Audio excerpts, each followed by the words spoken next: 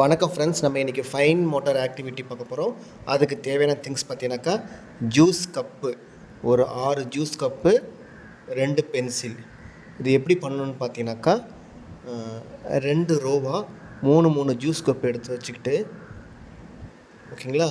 அடுத்தது 2 ஹேண்டு, 2 கையிலையும் 2 பென்சில் வச்சுக்கிட்டு ஒரு ஜூஸ் கப்பை பிடிச்சி அடுத்த ஜூஸ் கப்பு மேலே வைக்கணும். 2 கையும் ஒரே நேரத்தில் யூஸ் பண்ணணும், ஒரே நேரத்தில் பேலன்ஸ் பண்ணணும், மெதுவாக ப்ரெஷர் கொடுக்கணும். ஸோ இவ்வளவும் பண்ணால் மட்டும்தான் அந்த ஒரு கப்பை இன்னொரு கப்பு மேலே எடுத்துகிட்டு போய் மெதுவாக வைக்க முடியும்.